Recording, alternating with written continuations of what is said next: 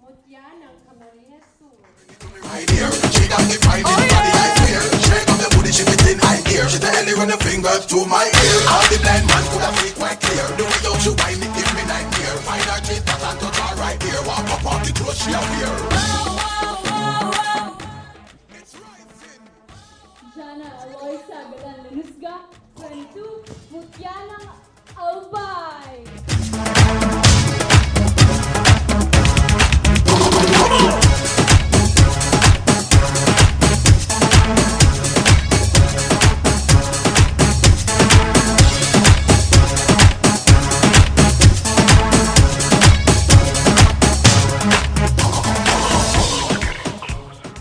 Ladies and gentlemen of Bicol and the world, mabuhay and welcome to the press presentation and dinner send-off of Mutya ng Pilipinas 2022! Okay, my name is Onin and it is my pleasure to be your host for this evening. From several applicants all over Bicol, only 4 exceptional ladies made it to the official list of Mutya ng Pilipinas 2022. 4 equally gorgeous Bicolanas will be competing on December 4 in Manila for the 2022 edition of Mutya ng Pilipinas. Tonight, we will get to more about these ladies, but before that, allow me to welcome here on stage 2 of the prime movers of Mutya ng Pilipinas Bicol 2022, Miss Naides Valencia and Eloisa Martinez. Please join me here on stage, girls. Come here. Mike, please. You know, ladies, ladies and gentlemen, I've seen the hard work of these 2 exceptional ladies in staging this event. You know, these 2 beautiful ladies. Before anything else, I'd like to congratulate both of you for staging this first ever Mutya ng Pilipinas Bicol. And I'm sure we have lots of sponsors for tonight, and I'm sure both of you have lots of people to thank for, so I'll be giving the microphone for both of you. First of all, we would like to thank everyone for coming out tonight. We really appreciate that you guys made it tonight. We also would like to recognize Mayor Nelson Ligacion, because Mutya ng Pilipinas Bicol happened in collaboration or in partnership with the Naga City government. We also would like to recognize the Honorable Governor Luigi Villafrente for being so generous and being our major sponsor. And we also have other sponsors. We would also like to thank Mr. Brian Tu of Bicolisaro Transport System Incorporated, Summit Hotel for our official hotel partner, Lotus Blue Hotel as our official venue partner. Also, Mr. Ricky Magtuto of Pixeled and Borahat. Yes, we actually got lots and lots of sponsors. And Des and Isa, I have some questions for both of you. Since you're very proud Bicolanas, diba? So what made you decide to stage this one-of-a-kind Mutya ng Pilipinas Bicol? Because I know that Des here has been part of Mutya ng Pilipinas back in Manila. We've been working together, even Miss Asia Pacific. And what made you decide to have the representatives of Bicolandia to Mutya ng Pilipinas? Since I've worked with Mutya back in 2013, bihira kasi sir na may representative from Bicol. Yeah. So when I learned from his story that they need an organizer for Bicol Region, I didn't hesitate to get this chance to organize the Mutya ng Pilipinas Bicol. Yes, and Isa here, I've seen your support to all the girls that we've met earlier. And in December 4, they'll be competing with the rest of the candidates all over the Philippines. But before that, what can we expect from these 4 beautiful ladies, and how do you plan to support their journey towards Mutya ng Pilipinas? Thank you very much for that wonderful question. We have a lot of activities planned for the girls. Actually, tomorrow, we have an early morning. We'll be going to CWC for a photo shoot, and then we have a lunch date with the governor. After that, we also have a dinner date with one of our major sponsors, which is Bicol Isarog here at Summit Hotel, and then the following day we will be doing a courtesy call with the mayor of Naga City, and then they will be doing a radio hopping to be interviewed by the different radio stations of Naga. And you know this, I said earlier, you've been working with Miss World Philippines, Yes, Miss sir. Mutiana Pilipinas, Miss Asia Pacific at that. What advice can you give to this four equally gorgeous ladies? I would like them to just be themselves, to To represent Bicol Yeah. with honor, right? And yes, Aina, I know that you have bigger plans this coming 2023 because I know that you're, aside from Mutiana Pilipinas, you also plan to bring in international pageants here in the whole of Bicolandia. Would you like to share those information with our audience here? And I'm sure we've got lots of sponsors that can basically support you on that cause. Fortunately, we have a very supportive mayor and a very generous governor, so we're banking on that for them to support once again our beauty pageant for 2023, which is an international pageant.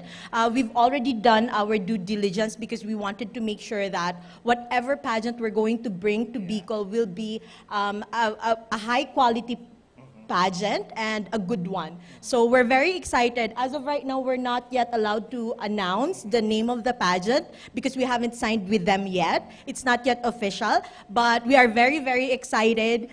We are really looking forward for 2023. So I hope that everyone will be there again when we invite you. Sure, and everything for the Bicol region, right?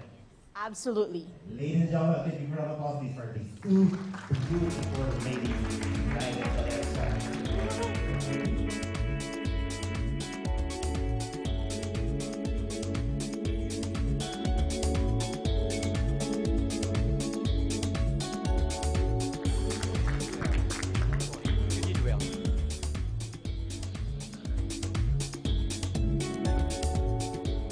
Are you aware?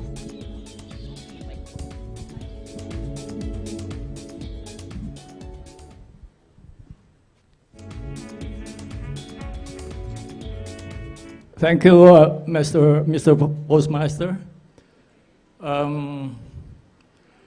As much as he wanted to come, the mayor sends his regrets dahil po he is slightly not well, but definitely he is in high spirits, knowing that we are here tonight for a very, historic event. But anyway, he has sent me as chairman of the Sangguniang Committee on Culture and the Arts and the Committee on Tourism. I would like first to acknowledge my friends that are here tonight. First, ini pong mga kaibanan ko sa binibining, sa Miss Bicolandia Executive Committee. Pinapanginutan po yan, kansatuyang Chairman, Doc Councilor Sonny Ranyola. And the other members that are around are Mr. Mike Pawik. Mr. Mike Pawik, please stand up to be acknowledged. And Mr. Don Xia. Ayan po siya. And I have my colleague, Councilor Lito Del Rosario. And of course, we have our Miss Bicolandia and her court. Andyan si Rima and her court. Please stand up to be appreciated, to be recognized. And her court. Ayan. Thank you. We have familiar faces around. And, but before that, I would like to make some acknowledgements sa mga organizers po kay yung Mutya ng Pilipinas, Mutya ng Bicol. Our grateful appreciation to Angeli Gomez, the Regional Director of Mutya ng Pilipinas, Sinaides Tria Valencia, the Managing Director and in charge of production. Of course, si IC, Eloisa Badong. Si Eloisa is also member of the Miss Bicolandia Executive Committee. Pag yaon si Eloisa, siguradong successful ang event. And also, Mr. Robin ba ito? Robin Obispo, Event Director. Norma Manuel, in charge of choreography and stage production. And of course, the rest of the organizing committee of this Mutya ng Pilipinas, Bicol. Well, this is a history in the making. Nagpuan po talaga ito when we have a dinner with Cory Quirino during our Miss Bicolandia series of activities. Miss Cory Quirino was one of the judges. In fact, she was the chairman of that very successful Miss Bicolandia. And she was so impressed that she invited us and she gave us the chance to host this Mutya ng Pilipinas, Mutya ng Bicol chapter. Dakula pong pasasalamat kang siyudad kang Naga. Naigdita po, ginigibo mo niyan ang maiden presentation kang Mutya ng Pilipinas, Bicol. Well, henceforth, Mutya ng Bicol will always be part of Mutya ng Pilipinas. And that's a big honor for the city of Naga and for the province of Camarines Sur.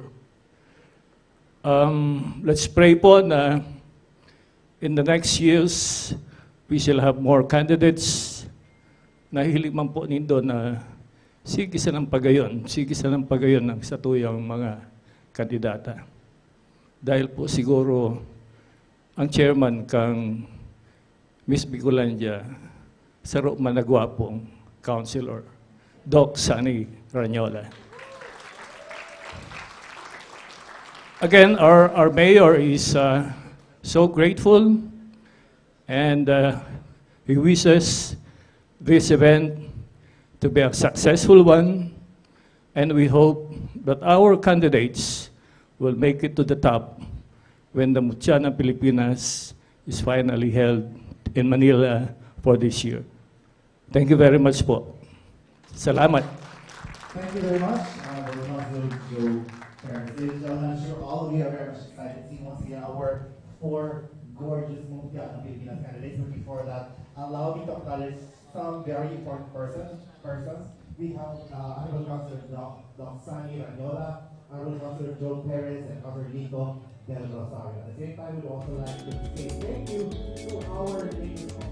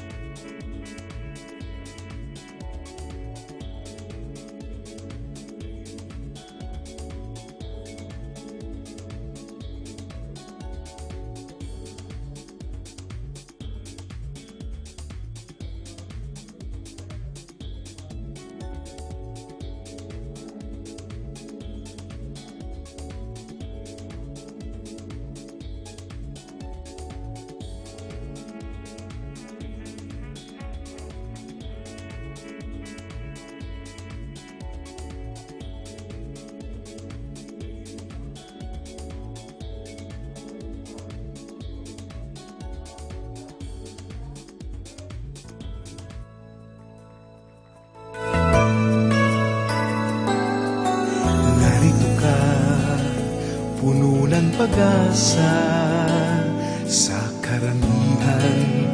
ikaw kaya'y tinadhana.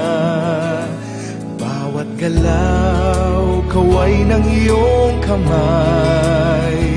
Bawat hakbang, hangad ay tagumpay. O ikaw na nga, ang hinahanap na mutya, ang babaeng bukod tangi. Ikaw na nga, ang hinahanap na between. Beauty queen itong lahi, ikaw na nga. Kung malito, muli kang tatayo, may ngiti sa labi at tibay ng puso. Matapos ang lahat, muling aasa pa.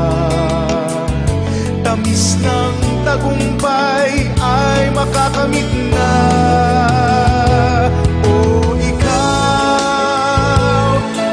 Ikaw na nga, ang hinahanap na mutya, ang babaeng bukod tangi.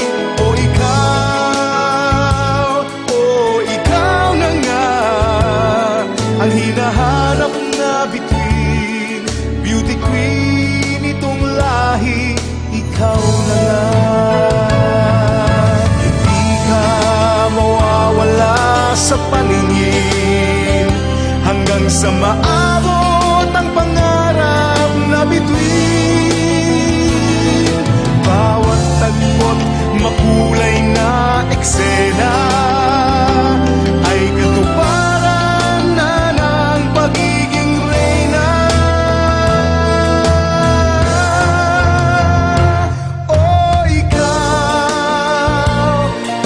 Ikaw na nga, ang hinahanap na mutya, ang babaeng bukod tangi. Ikaw na nga, ang hinahanap na between. Beauty queen itong lahi, ikaw na nga. Ang hinahanap na mutya, ang babaeng bukod tangi. Ikaw na nga, ang hinahanap na between. Beauty queen itong lahi, ikaw na nga. Ikaw na nga.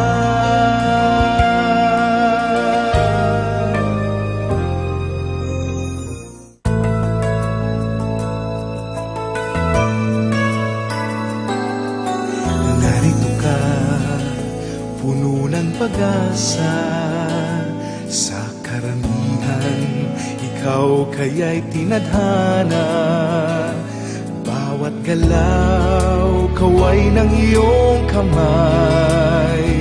Bawat hakbang, hangad ay tagumpay.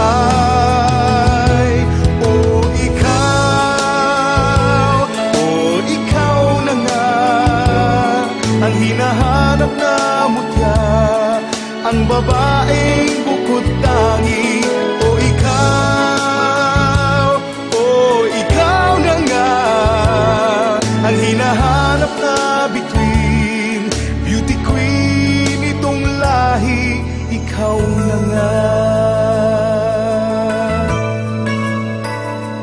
Kung malito, muli kang tatayo.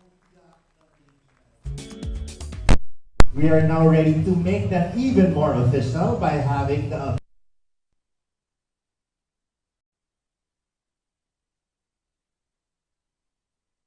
Mutya ng Pilipinas. Jana Lagusca. Can we have Ms. Rima Alcocer and Dr.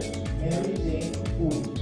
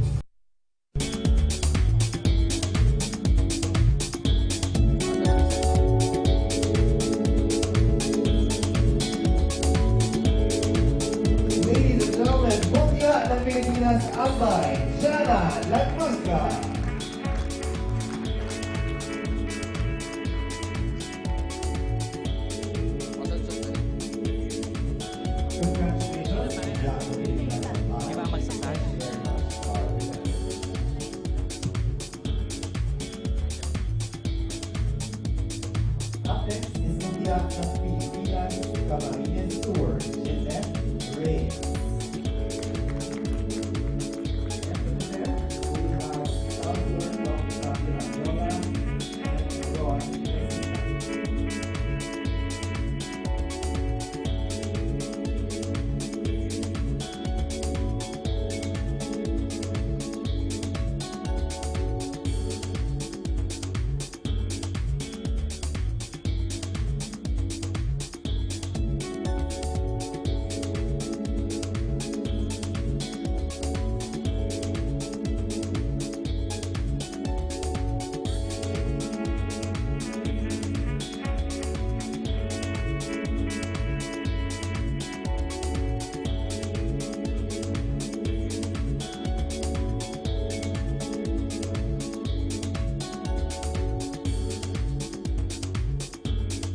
Mutya ng Pilipinas Camarines Tour, Jeanette Reyes. Congratulations, Mutya ng Pilipinas Camarines Tour, and thank you very much to our Jeanette. Moving on, we have our Mutya ng Pilipinas Catanduanes, Jessica Walls. Present row, Sasha, Nico Del Rosario, and Diego, the Spanish Hotel Manager.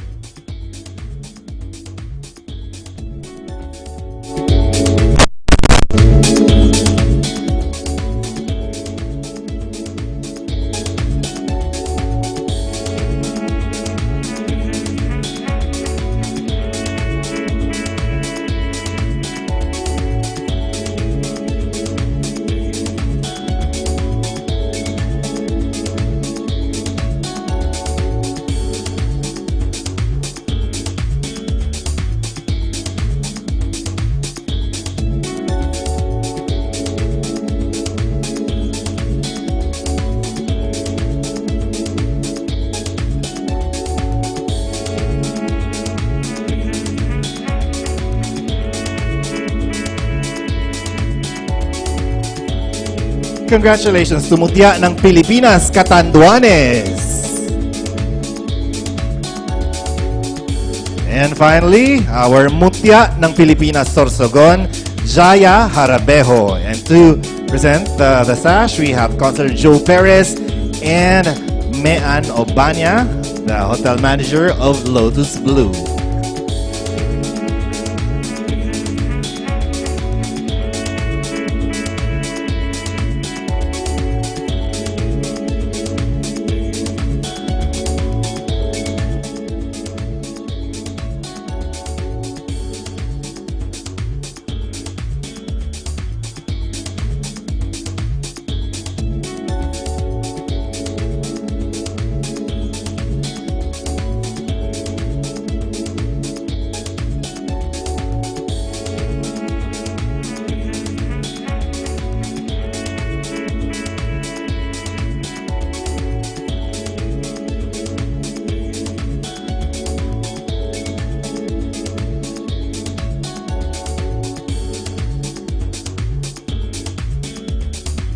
Congratulations to Mutya ng Pilipinas, Sorsogon.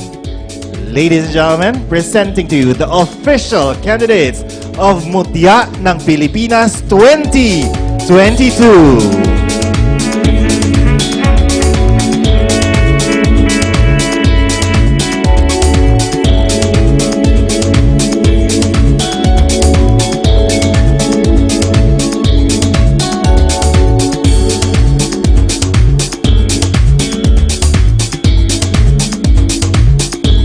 Ladies and gentlemen, once again, a big round of applause, please. Our official Mutya ng Pilipinas candidates representing the whole of Bicolandia.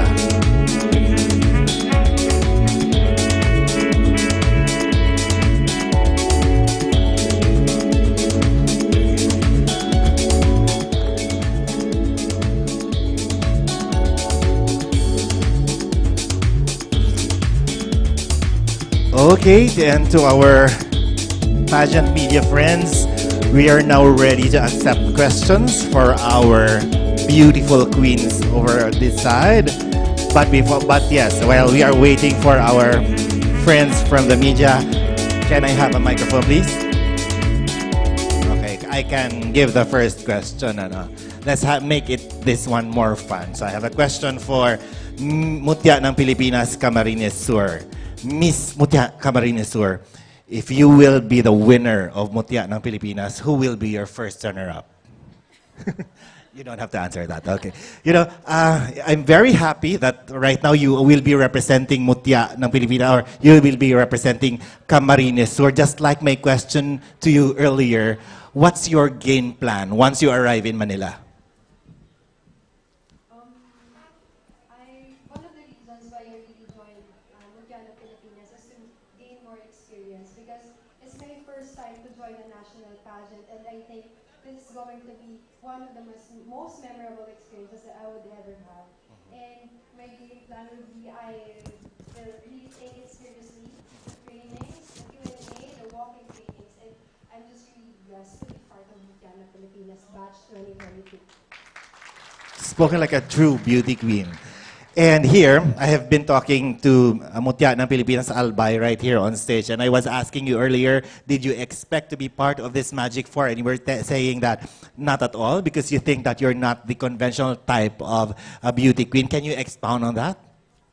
Well, to be honest, it's not still sinking in my mind that I am now part of the official candidates that Bicolania will be sending off to Manila. I was so overwhelmed.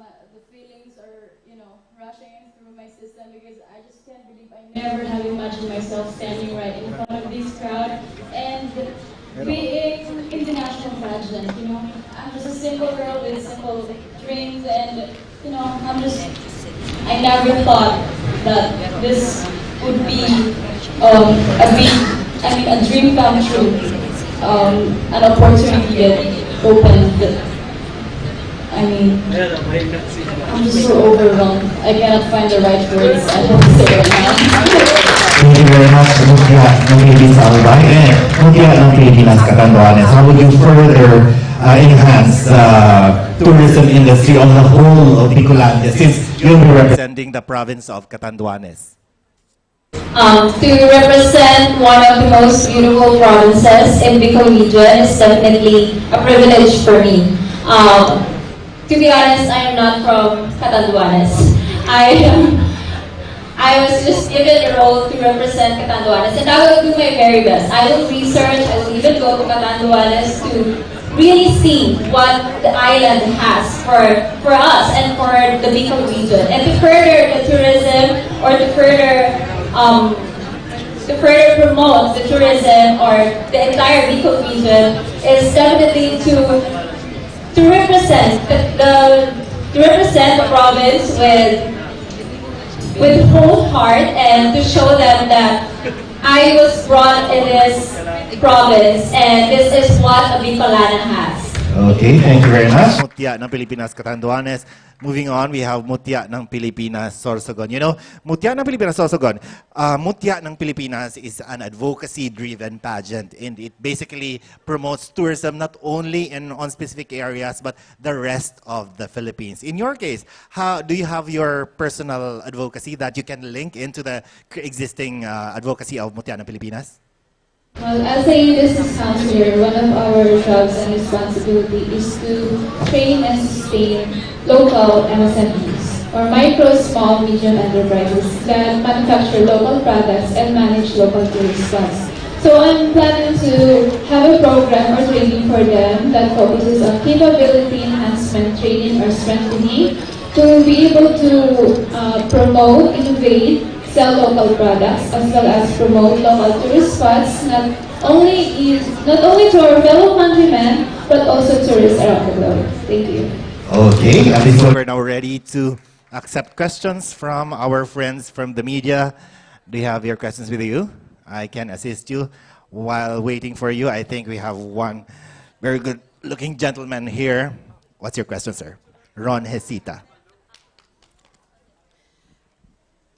Wow. Yeah. Good evening, ladies. I guess my question, and anyone can answer, is that aside from the tourism, because Bicol is really known for our tourism industry. We have the CWC, we have Mayon, and all the other, and then of course Peña Francia. Aside from our tourism, what else can you say would make you proud coming from Bicol and as a Bicolana? The four of you can answer, actually.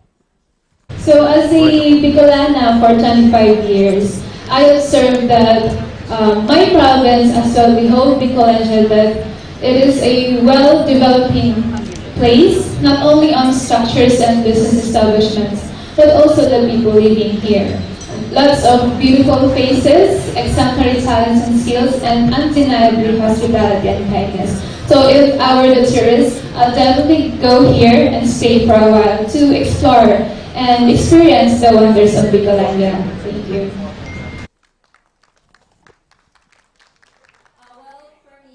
I was born and raised in Sipocot, Camarines Sur, and living there made me see how hardworking and how happy people are. Although life is simple, they really proved to me and to others that there is really beauty in simplicity. And I would also like to say that in times of crisis, whether natural calamities or other crises, Bicolanos are always ready to lend a helping hand to each other. So that makes me proud of being a Bicolano because we are always there for each other. Thank you.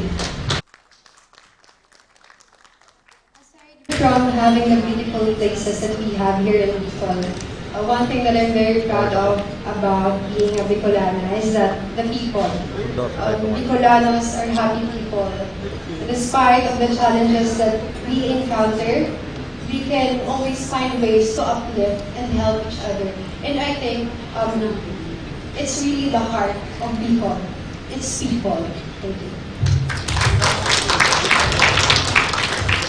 I think all of the girls have mentioned the great characteristics that we Bicolanos have. But then I think it is being resilient. As a Bicolana, I am proud that we are able to celebrate Bicolanos itself, because that's the most important thing. Other than celebrating, aside from celebrating or nurturing tourism, we have to nurture our people, the community, and the parts of the society that is or that are doing the legwork for the tourism itself. So I think it's more on celebrating the people, the Bicolanas, and what we have to offer, not just here in our place, but also to Manila and to other places nationwide. That's all. Thank you. Thank you. The next question will be coming from Mr. Rico Rakitico. Hi, hello, good evening. If you were to create a tagline here and now, capturing the essence of the Bicolana, taking space in the national scene, what would it be?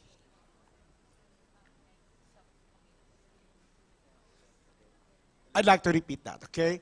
So if you were to create a tagline capturing the very essence of what a Bicolana is about to enter the national scene in terms of pageantry, what would it be?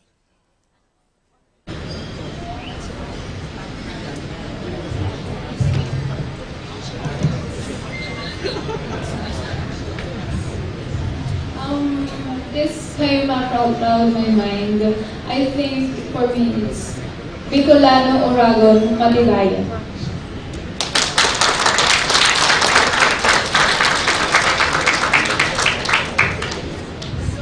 If I would create my own tagline, it would be Gana ang Bicolana, literally translate to Bicolana is a winner, because wherever a Bicolana goes, she is a winner no matter what challenges she faces, and that is us.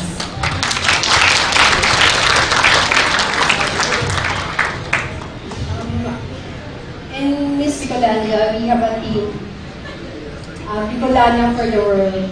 And I can think of any other words to describe how beautiful a Bicolana is.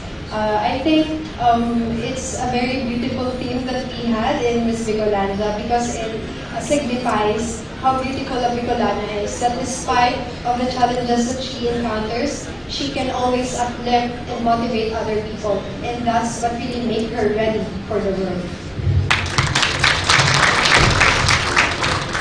For me, the tagline would be, Abante Bicolana, Oragon Kita. Because I can't think of any other or best description or adjective to describe what truly a Bicolana is. Because we are Bicolana, Bicolanas, we are Oragon, and that will be the best asset that we will have in order for us to abante or to move forward, to be successful, not just in ourselves, in our lives, but also as a whole, Bicolanas, representing the rest of our nation, Philippines. Thank you. Thank you very much. The next question will be coming from Ms. Rochelle Priela. Rochelle, where are you? Good evening. Hello, beautiful Mutya ng Bicol. For my question, as a Bicolana, what do you think is the best trait that you can highlight aside from resiliency, aside from the usual thing? What makes us really unique and what can we bring to the table in the national competition as well as an international competition?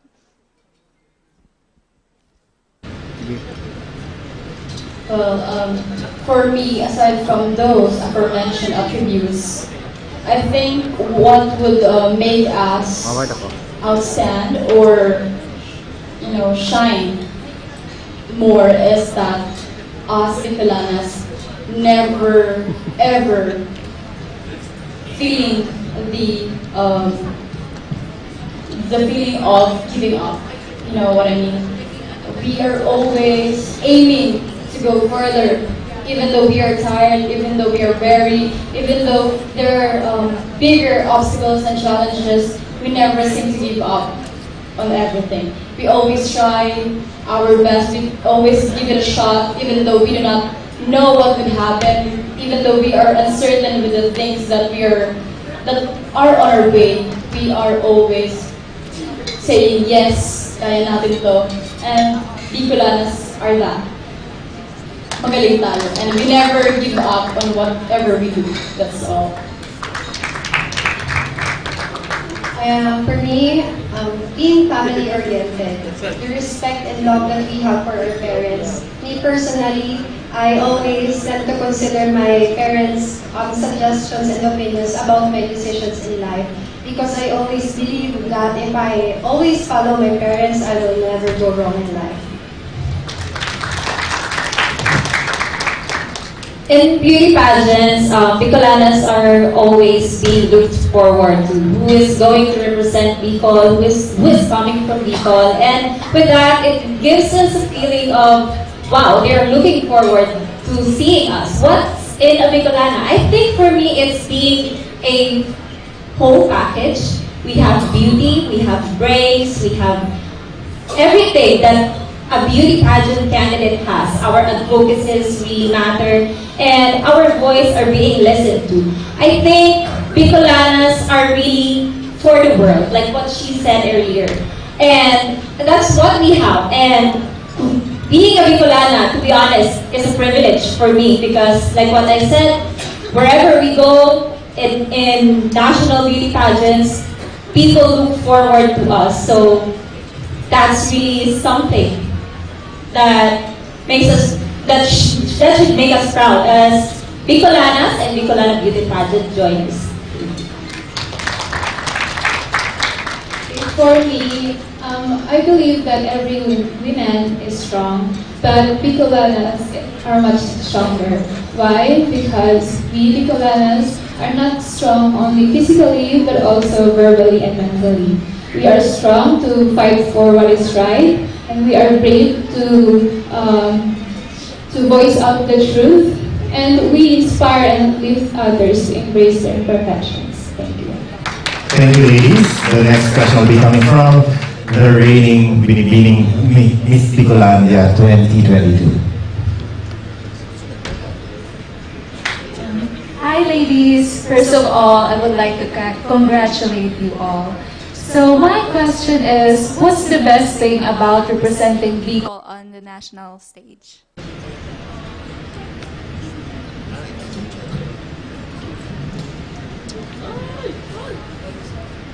I think it's a bit similar to what was the question a while ago, but again, we Bicolanas are very unique, and as Ms. Catanyua said that the other provinces or the other nations are looking forward for the Bicolanas. That's all. Yes, just to repeat what I said earlier, it is a privilege to represent Bicol in a national stage since we are being looked forward. So yeah, that will be my answer.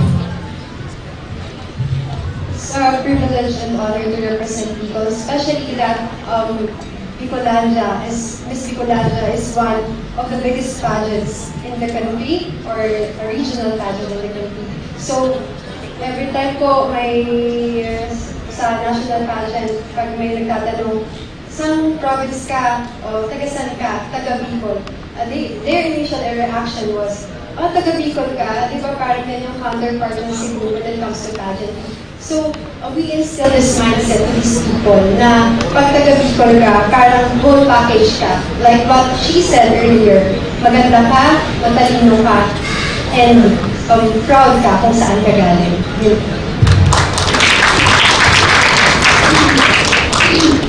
Well, first off, as I said earlier, I never have imagined myself being at this stage or even conquering national stage.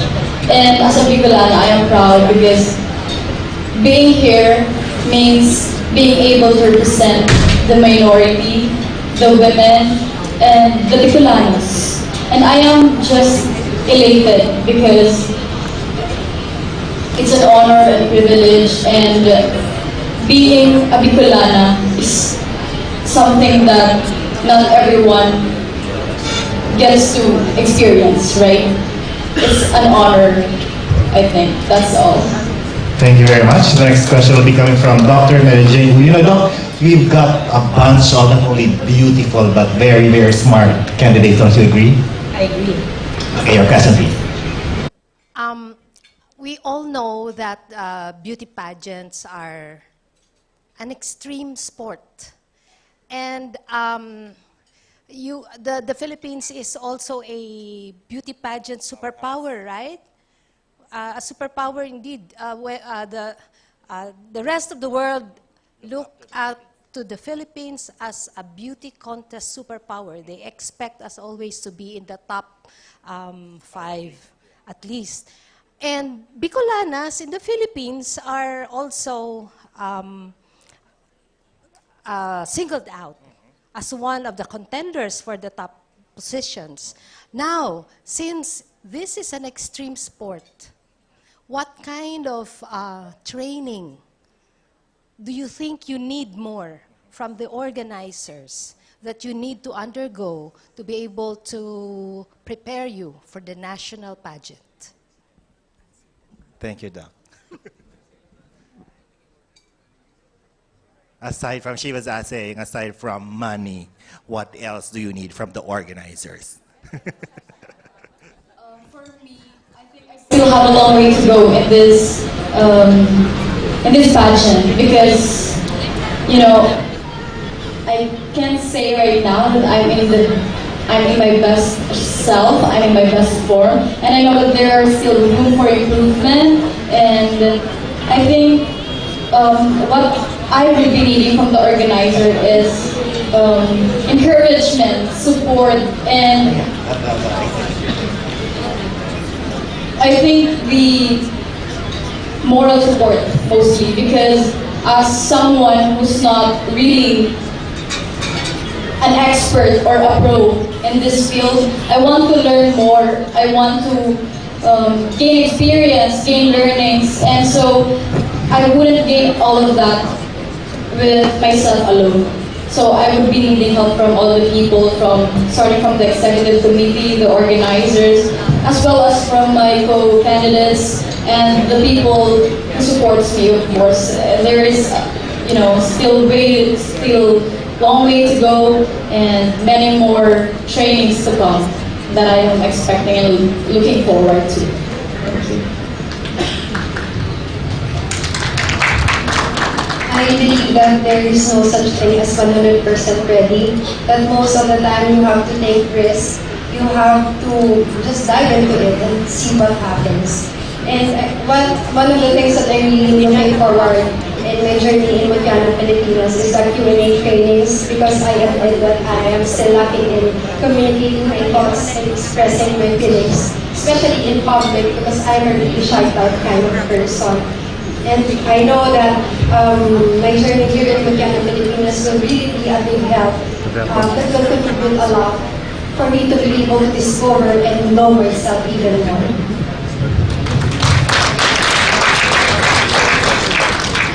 The road to Mutya ng Pilipinas crown will definitely be a difficult one, but I expect that with the help of the organizers, with the executive committee, with my co-candidates, like what Ms. Albay and Ms. Camarines Sur said, we will be needing their support, moral support, especially because, like what I said, it will be a really difficult journey since this is a national pageant. Hindi lang ito basta-basta pageant, and we are representing Bicol region. And I believe naman that the executive committee will definitely be there to support us all throughout the competition, and maybe even after the competition, they will still be there for us. And we are expecting your support, sir. Thank you so much. Okay, for me, I think it's my overall performance. As I said a while ago in the stream, I'm only a mediocre person. I do a lot of things. I play basketball, I tried acting, I tried pageantry, but I felt that I don't excel in any of them. So I'm trying to focus on one thing, and this is the Mutya ng Pilipinas. So I'm expecting from the organizers and the executive committee and the organization to help us girls to boost or let out our full potential. But of course, we have a lot of work to do for ourselves. But having them right by our side is a really big help for us. Thank you. Thank you, ladies. And at this point, I'll be giving you your last question for this evening. This is actually a very typical question for any beauty pageant. Let's begin with Miss Sorsogon. Miss Sorsogon, why do you deserve the title of Mutya ng Pilipinas 2022? Convince the whole of Bicol. I've joined pageants before, but I've stopped for 6 years due to being the breadwinner of the family and constantly accident. Actually, I have a right fractured knee, so it's very hard for me to stand for too long, but I'm still standing here in front of you, proving myself, proving my potential, and proving that I have a lot more to show, and that is through my advocacy. Thank you. Ladies and gentlemen, a big round of applause to Mutya ng Pilipinas, Sorsogon Jaya Harabejo. What about you, Mutya ng Pilipinas, Catanduanes? I think I deserve to be Mutya ng Pilipinas 2022 is because despite of all the challenges that I face every day, and despite of all the setbacks, of all the self-doubts, I am still standing here to prove that to not only to girls, not only to young women dreaming of being whatever they want to be, but to everyone that even if we fall down so many times in life, we can still always get up. Change and try every day little by little to become the best that we are. I'm not saying that I am already at my best self right now, but I would like to tell you that changing my perspective in life has changed me. And now I am ready to conquer the Mutya ng Pilipinas stage.